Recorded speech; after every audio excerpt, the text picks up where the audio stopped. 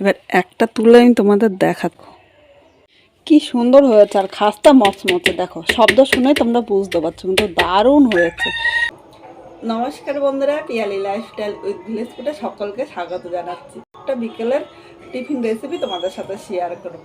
এটা তোমরা বিকেলের টিফিনও করে দিতে পারো, বা বাচ্চাদের বা বড়দের অফিসেও কিন্তু করে দিতে পারো। এখানে একটা বাটি নিয়ে নিলাম। এবার এই জায়গায় দেখো, এই বড় বাটির মাপে আমি 2 বাটি আটা নিয়ে নেব। আমি কিন্তু যে কোনো জল খাবার বা ব্রেকফাস্ট বা বিকেলের টিফিন কিন্তু যে আটা দিয়ে করার চেষ্টা করো। তোমরা ইচ্ছা করলে ময়দা দিয়েও করতে পারো, কিন্তু আমার মনে হয় ময়দার থেকে আটা দিয়ে করা আমাদের শরীরের পক্ষেও কিন্তু খুব উপকারী। এখানে আমি বাটিটা ভরে ভরে 2 বাটি আটা নিয়েছি। আটাটা তোমরা কম বেশি করে নিয়ে নেবে। এবার এর মধ্যে আমি স্বাদ অনুযায়ী লবণ নিলাম। প্রথমে এই লবণটা শুকনো আটার সাথে আমি এইভাবে মিশিয়ে নেব। এটা কিন্তু আমাদের গমের আটা, বাড়িতে ভাঙানো হয়েছে। তোমরা ইচ্ছা করলে দোকান থেকে কিনে নিতে পারো বা ময়দা নিতে পারো, কিন্তু বারবারই বলছি, যেহেতু আমার বাড়িতে ছোট বাচ্চা আছে, তাই কিন্তু আমি এই ময়দার পরিবর্তে আটা দিয়ে করছি। এবার আমরা নর্মাল যেই জল ঘরে থাকে সেই জলটা দিয়ে আটাটা মেখে নেব। এই জায়গায় কিন্তু খুব বেশি ঠান্ডা বা খুব বেশি গরম জল দেব না। আর আমরা নর্মালি যেরকম আটা মাখি তার থেকে একটু শক্ত করে ডোটা করে নেবো। গরম করলে কিন্তু এটা ভালো হবে না, তাই একটু শক্ত করে আটাটা মেখে নিতে হবে। এইভাবে অল্প অল্প জল দিয়ে আটাটা মাখলে আটাটা মাখাও সুন্দর হবে, আর এটা কিন্তু আর নরম হওয়ার ভয়ও থাকবে না। তোমাদের যদি অনেক সময় দেখা যায় মাখতে মাখতে একটু নরম হয়ে যায়, তখন এর সাথে কিন্তু একটু আটা মিশিয়ে নিতে পারো। বন্ধুরা, এখানে আটাটা দেখো শক্ত করে মেখে নিয়েছি, এরকমই কিন্তু শক্ত করে মেখে নিতে হবে। এবার আটাটা আমি ঢাকা দিয়ে 10 মিনিট রেখে দেবো। এদিকে একটা কড়াই বসিয়ে দিয়েছি। এবার কড়াইয়ের মধ্যে আমি সামান্য একটু সর্ষের তেল নিলাম, খুব বেশি কিন্তু তেল নেব না। তেলটা প্রথমে গরম করে নেব। তেলটাকে চারিপাশে এইভাবে ছড়িয়ে নিলাম। এই তেলের মধ্যে আমি ডিম নিলাম। এখানে আমি 2টো ডিম নিয়েছি। ডিমটা কিন্তু তোমরা কম বেশি করে নিয়ে নেবে। এই ডিমের মধ্যে সামান্য একটু লবণ নিয়ে নিলাম। এবার ডিমটা একটা ভুজিয়া তৈরি করে নেব। খুব অল্প তেলেই কিন্তু তোমরা এইভাবে ডিমটা ভেজে নিতে পারো। এইভাবে মিডিয়াম আগুনে ডিমটা ভালো করে ভেজে নেব। এইভাবে করে দিলে বাচ্চারাও কিন্তু খুব পছন্দ করবে। বাচ্চারা কিন্তু সবসময় চায় মুখরোচক খাবার একটু খেতে। জিনিস দিয়ে এইভাবে বাচ্চাদের তৈরি করে দিলে বাচ্চারাও কিন্তু আর দোকানের খাবার খেতে চাইবে না। এইভাবে ডিমটা আমি একটু হালকা লাল করে ভেজে নেব। এখানে ডিমের ভুজিয়াটা তৈরি হয়ে গিয়েছে। এবার এগুলো আমি তুলে নিলাম। ভুজিয়াগুলো তুলে নিয়েছি। এবার এখানে 3টে সেদ্ধ আলু নিয়েছি। আলুটা আমি ম্যাশ করে নেব। এখানে একটা কাঁটা চামচ নিয়েছি, কাঁটা চামচের সাহায্যে এইভাবে ম্যাশ করে নিচ্ছি। আমি এইভাবে কাঁটা চামচের সাহায্যে ম্যাশ করে নিচ্ছি। তোমরা ইচ্ছে করলে গ্রেটার দিয়েও কিন্তু আলুটারে ভালো করে ম্যাশ করে নিতে পারো। যেইভাবে ইচ্ছে এইভাবে কাঁটা চামচ দিয়ে ম্যাশ করলেও কিন্তু একটু দানা দানা ভাব থাকবে না। এখানে আমি 3টে আলু নিয়েছি। আলুটা কিন্তু কম বেশি করে তোমরা নিয়ে নেবে। দেখো এইভাবে করলে একদম মিহি ম্যাশ হবে। আমি চামচ দিয়ে করছি, তোমরা চামচ বা গ্রেটার যেরকম সুবিধা হয় সেরকমই কিন্তু আলুটা ম্যাশ করে নিতে পারো। এখানে আলুটা ভালো করে ম্যাশ করে নিয়েছি। এবার এই আলুর মধ্যে আমি ভেজে রাখা ডিমগুলো নিয়ে নিলাম। এর সাথে বড় সাইজের একটা পেঁয়াজ কুচি নিয়েছি। পেঁয়াজটা একদম মিহি করে কুচি করে নিয়েছি। যতটা পারবে তোমরা এইভাবে মিহি কুচি করে নেবে। 3টে কাঁচা লঙ্কা কুচি। তোমরা ঝাল যেরকম খাবে সেই হিসাবে দেবে। যেহেতু আমার বাড়িতে বাচ্চা আছে তাই আমি কাঁচা লঙ্কাটা কম দিলাম। তোমরা এর বেশি বা কম কিন্তু নিতে পারো, কিন্তু আমার মনে হয় একটু ঝাল বেশি হলে ভালো হয়। এর সাথে আমি ধনেপাতা কুচি নিলাম। স্বাদ অনুযায়ী লবণ নিলাম। এবার সব কিছু একসাথে ভালো করে আমি মেখে নেব। হাত দিয়ে মেখে নিচ্ছি। তোমরা ইচ্ছে করলে হাত বা চামচ যেরকম সুবিধা, কিন্তু আমার মনে হয় হাত দিয়ে মাখলে বেশি সুবিধা আমার। তোমাদের যেরকম সুবিধা সেইভাবে কিন্তু মেখে নিতে পারো। এখানে দেখো সব কিছু ভালো করে আমি মিশিয়ে নিয়েছি। এবার এই থালটা এক সাইডে আমি রেখে দেবো। এবার এখানে আটাটা আর একবার মেখে নেবো। এই দেখো একটু শক্ত করে মেখেছি, তারপরে কিন্তু দেখো কতটা নরম হয়েছে। এবার এটা লেচি কেটে নিচ্ছি। আমরা নর্মালি যেরকম রুটি করি তার থেকে একটু বড় বড় করে আমি লেচিটা কেটে নেব। এই দেখো একদম ছোট ছোট করে কাটলে কিন্তু হবে না। এইভাবে আমি সব লেচিগুলো করে নিচ্ছি।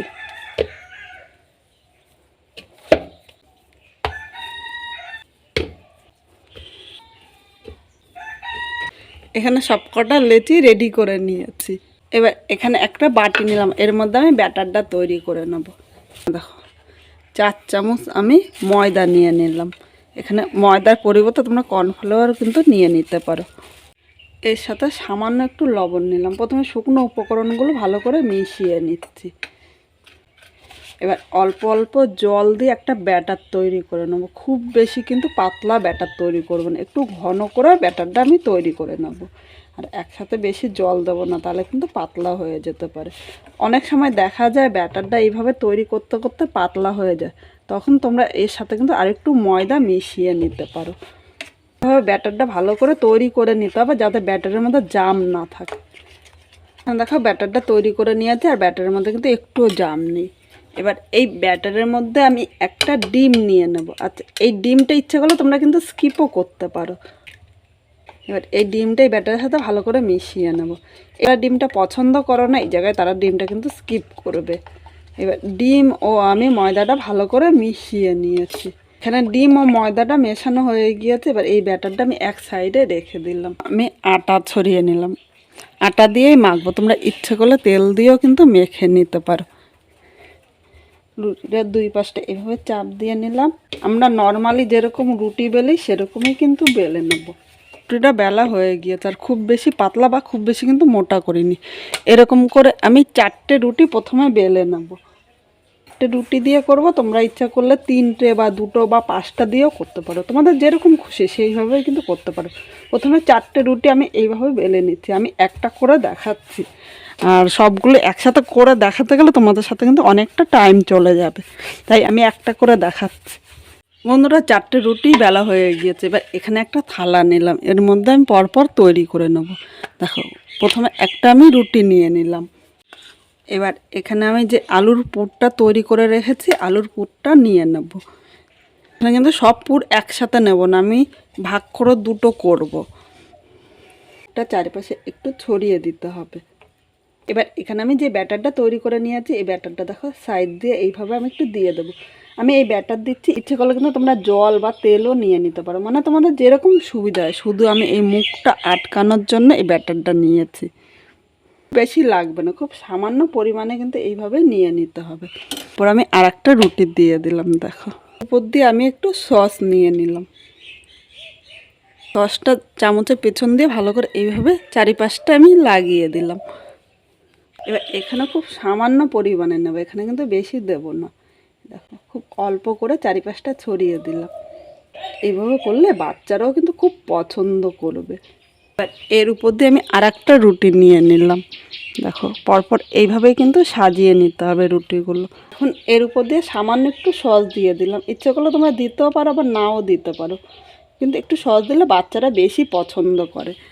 এই জায়গায় আমি সস দিয়েছি, তোমাদের কাছে যদি চাটনি বা চিলি সস থাকে সেটাও কিন্তু দিয়ে দিতে পারো। যে ব্যাটারটা তৈরি করে নিয়েছি, এই ব্যাটারটা সাইড দিয়ে দিয়ে দিলাম। আগের থেকে ব্যাটারটা দিলে আমারও কিন্তু সুবিধা হয়। তাহলে পরে আমি আলুর পুরটা নিয়ে নেব, উপর দিয়ে নিয়ে নিলাম। এভাবে ভালো করে টেনে কিন্তু পুরোটা ঢেকে দিতে হবে। এখন আমি এই সাইডগুলো ভালো করে আটকিয়ে নেব, যাতে খুলে না যায়, সেইভাবেই কিন্তু আটকাতে হবে।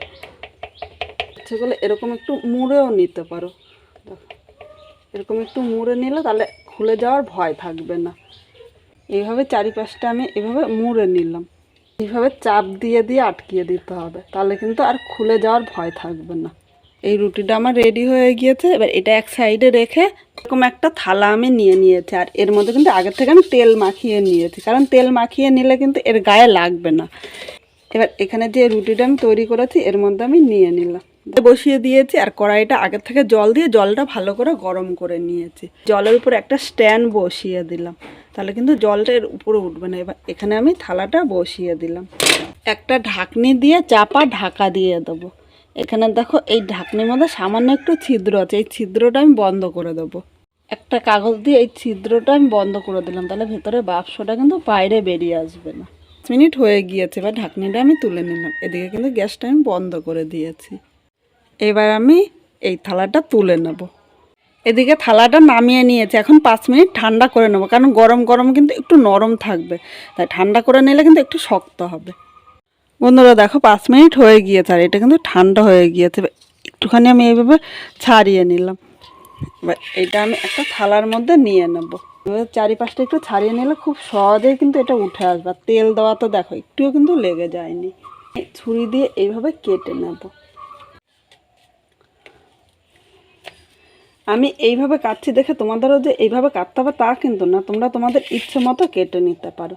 তোরা দেখো এখানে কাটা হয়ে গিয়ে তার একদম ফুলের মতো কিন্তু লাগছে দেখতে। এবার একটা তুলে আমি তোমাদের দেখাচ্ছি, দাঁড়া। দেখো কত সুন্দর হয়েছে, আর লেয়ারগুলো কি দারুণ এসেছে। সব কটা এইভাবে সাইড করে নিলাম। দেখো প্রতিটা লেয়ার দেখো কি সুন্দর হয়েছে। এইভাবে তোমরা কিন্তু খেতে পারো, এইভাবে খেতে কিন্তু দুর্দান্ত লাগবে। যেহেতু আজকে আমি বিকালে করেছি তাই একটু ভাজা করবো, একটু ভাজা করলে দারুণ লাগবে খেতে। এদিকে আরেকটা কড়াই বসিয়ে দিয়েছি। এবার কড়াইয়ের মধ্যে আমি সাদা তেল নিয়ে নিলাম। খুব বেশি তেল কিন্তু এখানে লাগবে না। দেখো তেলটা গরম করে নেব। এখানে তেলটা গরম হয়ে গিয়েছে। এবার এই জায়গায় দেখো যে ব্যাটারটা আমি তৈরি করে নিয়েছি, এই ব্যাটারের উপরে আমি এই রুটিটা নিয়ে নিলাম। নিয়ে এবার একটু কোট করে নেব। কোট করে আমি এই তেলের উপরে দিয়ে দিলাম। এগুলো কোট করে নেব। সবগুলো কিন্তু একসাথে ভাজা যাবে না, তাই আমি অল্প অল্প করে দুইবারে ভেজে নেব। তেলটা উপর দিয়ে এবার একটু ছড়িয়ে দিলাম, তাহলে উপর নিচে সুন্দরভাবে কিন্তু ভাজা হবে। দিয়ে নেব। এই পিঠটাও কিন্তু লাল করে ভেজে নিতে হবে। বন্ধুরা, দুই পিঠই হালকা লাল করে ভেজে নিয়েছি। এবার আমি তুলে নিলাম। আর যখন তুলবো তখন কিন্তু গ্যাসের আগুনটা মিডিয়াম টু হাই করে দিতে হবে, তাহলে এর মধ্যে কিন্তু আর তেল লেগে থাকবে না। এখানে আমি তুলে নিয়েছি। একইভাবে এই বাকিগুলোও ভেজে নেব। এখানে দেখো সব কটা আমি ভেজে নিয়েছি। কি সুন্দর হয়েছে, আর খাস্তা মচমচে। দেখো শব্দ শুনে তোমরা বুঝতে পারছো, কিন্তু দারুণ হয়েছে। এইভাবে করে বিকালে চা কফির সাথে খেতে পারো বা রাত্রে ডিনারও করে দিতে পারো কিন্তু। আর বাচ্চাদের এইভাবে টিফিনও করে দিতে পারো। টিফিনে করে দিলে বাচ্চাদের কিন্তু দারুণ লাগবে।